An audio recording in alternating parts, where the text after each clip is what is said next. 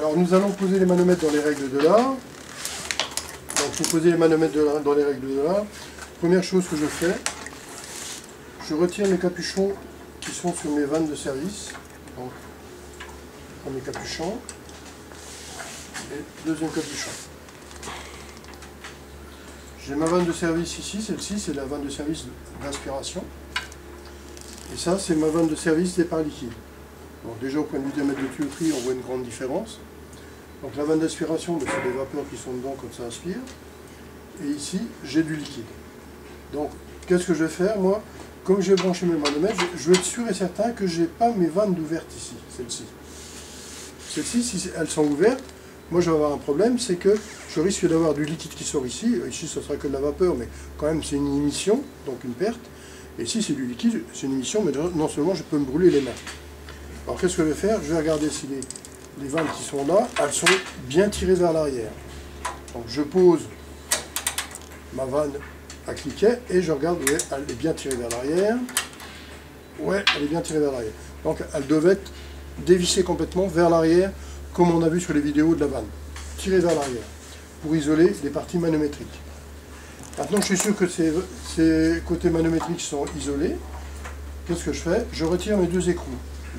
L'écrou du côté BP, l'écrou du côté HP.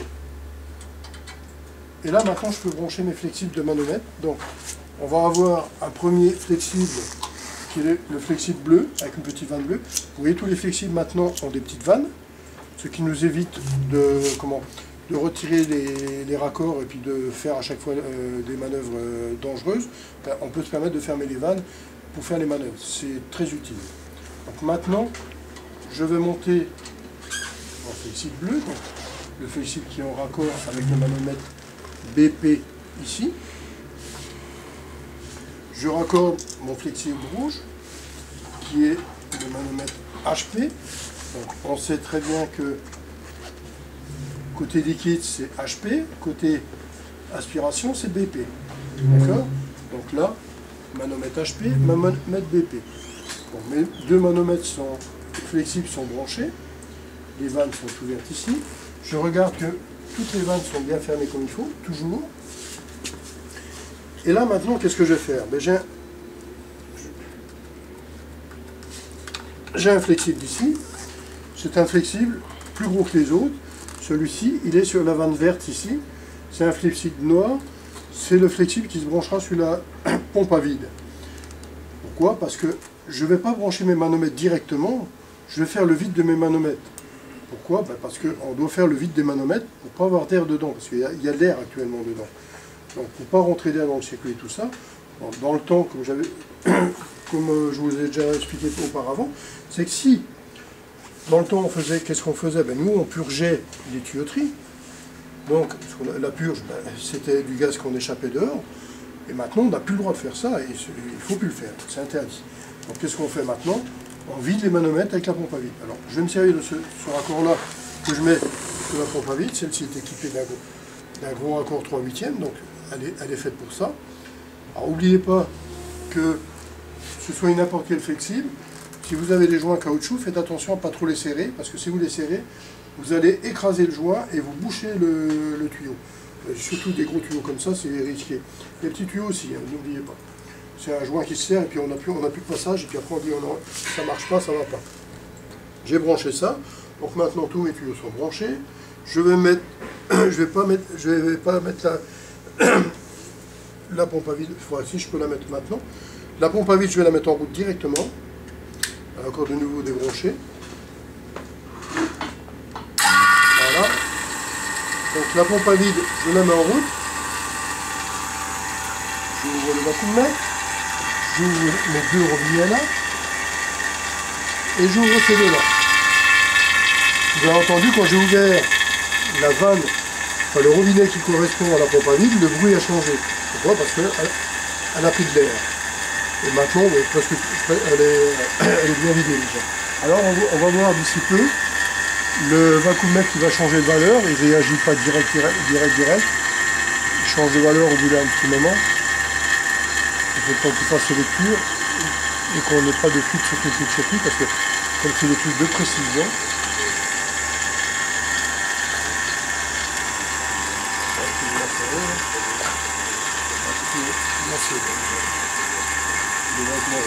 une réaction.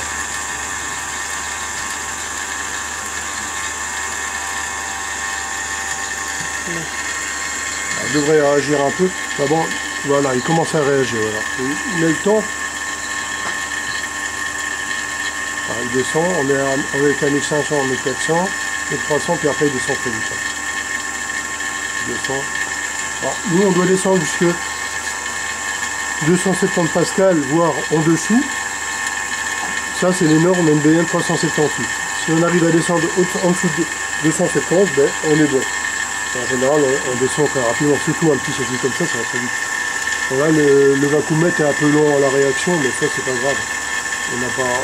Il n'y a pas le feuillage. 850.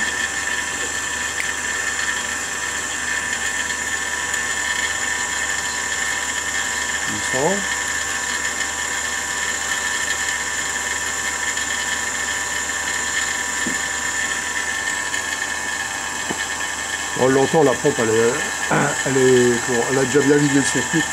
Donc c'est le vacuumètre qui réagit pas rapidement. C'est pas du tout le...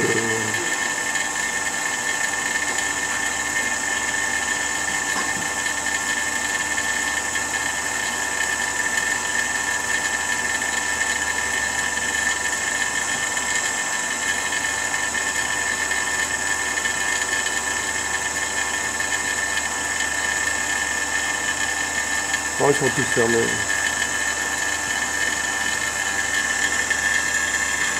Oui, ils descendent, on les descend, nous on va être sûr et certain que c'est bien pompé.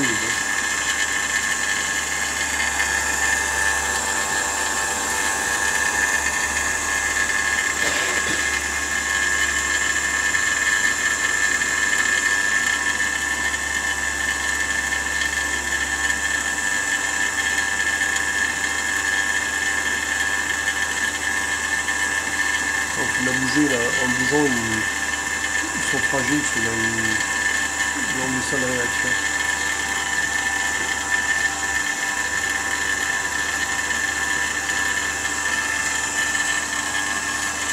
Voilà, on continue à descendre.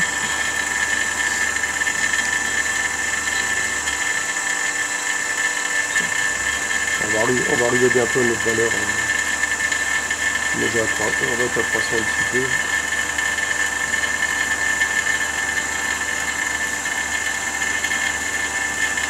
Donc ici on est à 300 maintenant.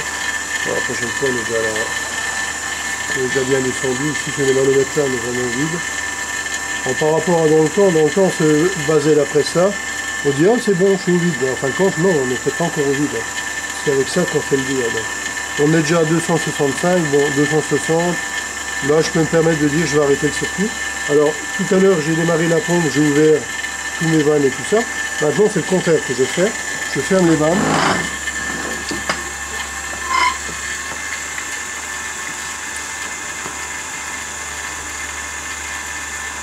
Je ferme ma petite vanne bleue. Je peux arrêter mon vacuumètre, c'est pas la peine d'utiliser la pile pour rien. Et seulement là, je vais arrêter ma pompe à vide. Pourquoi? Parce que ma pompe à vide, je l'arrête en dernier, parce qu'on a une petite vanne magnétique, mais on n'est jamais sûr qu'elle est étanche. Alors pour être par la sécurité, je préfère fermer ça pour pas qu'il y ait d'air qui rentre dans mon circuit. Parce que l'air dans un circuit frigorifique, vous savez ce que c'est la pagaille. Alors maintenant, bon, j'ai tout ouvert, celle-là je l'avais déjà laissé ouverte tantôt, donc il n'y a pas de problème. Tout ça c'est déjà bien pompé au vide. Donc ici maintenant que je suis bien pompé au vide, ben, je peux dire, mes vannes sont fermées, tout est fermé, ben, j'ouvre mon circuit BP pour voir la pression, si j'ai des problèmes ou pas, parce que je viens d'arriver sur mon installation et je veux la contrôler.